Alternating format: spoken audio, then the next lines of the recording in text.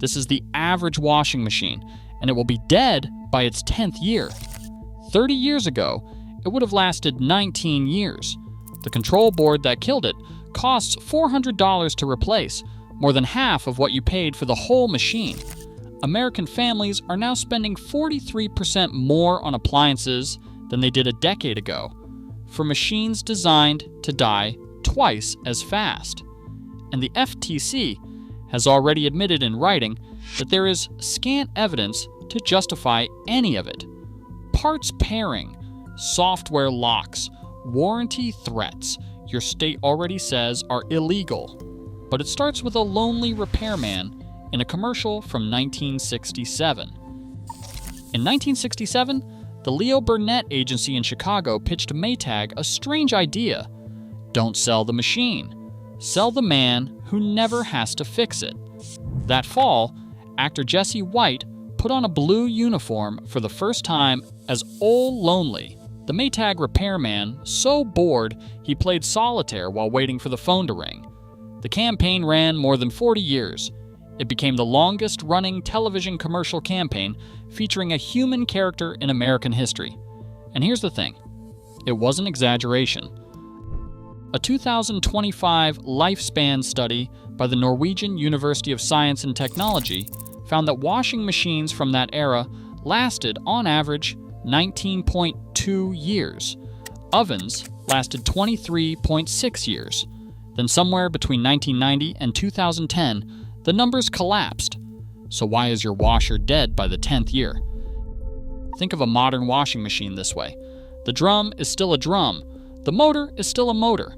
But bolted inside that sheet metal box is a small proprietary computer, the control board, that tells every other part when to run. When the board dies, the whole machine is dead, and the board is the single most expensive part in it. A replacement washer motherboard costs between $250 and $400. Installation labor pushes the total past $400 on a $700 washer that trips the 50% rule instantly. Replace, don't repair. Across the industry, the numbers are brutal. Washing machine lifespans fell from 19.2 years to 10.6 years, a 45% decline. Oven lifespans fell from 23.6 years to 14.3 years. A 2022 Consumer Reports survey found that only 3% of Americans who had a small appliance break recently bothered to fix it. 97% did not. EPA data shows Americans throw out over 2 million small appliances every year, double the rate in 2000 and quadruple the rate in 1990. Globally, e-waste hit 62 million metric tons in 2022, and the Bureau of Labor Statistics projected a 6.9% decline in home appliance repairers between 2019 and 2029. The trade itself is dying, and none of this happened by accident. In May 2021, the Federal Trade Commission released a report to Congress called Nixing the Fix. You can download it right now from ftc.gov. The report was unanimous. Its central finding was this: after reviewing the industry's own submissions, the Commission concluded there is scant evidence to support manufacturers' justifications for repair restrictions. Translation: they made it up. The FTC named these mechanisms. They include adhesives that make parts effectively unremovable, limited availability of spare parts, unavailable diagnostic software, disparagement of non-original parts, and software that locks components to specific devices, a practice called parts pairing. In 2021, USPIRG surveyed 50 major appliance manufacturers.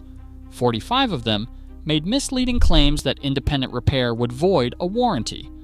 That threat has been illegal under the Magnuson-Moss Warranty Act since 1975. A Consumer Reports survey found manufacturers shipping smart appliances commit to supporting the software for 5 years. The average American expects that machine to last 12 years. The first U.S. state to ban parts pairing in law was Oregon. The law took effect January 1st, 2025. That is proof the practice exists and that no manufacturer would give it up voluntarily. This is not theory.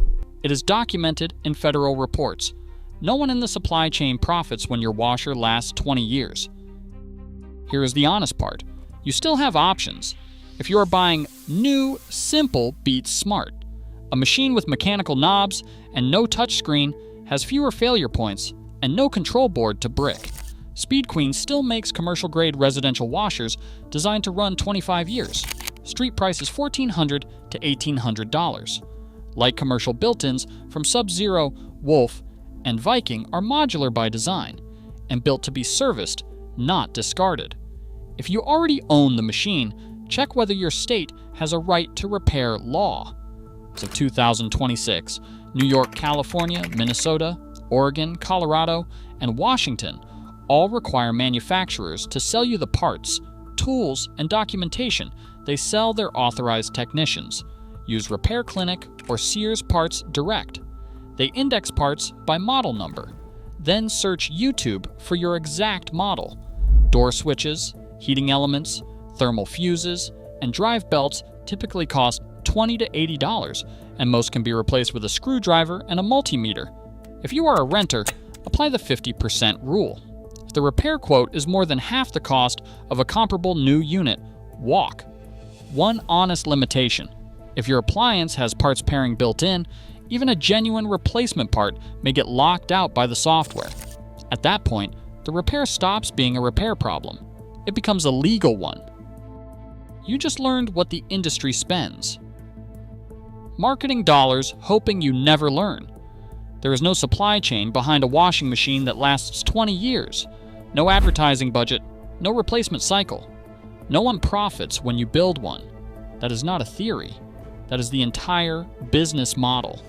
A lot of what this channel covers was nearly lost, not because it stopped working, but because it stopped being profitable. If that frustrates you, subscribe. Next week, we look at the $60 part that made every refrigerator outlive its owner and the exact decade it disappeared. American families are spending 43% more on appliances now than a decade ago. The machines aren't better. You're just paying to replace them faster.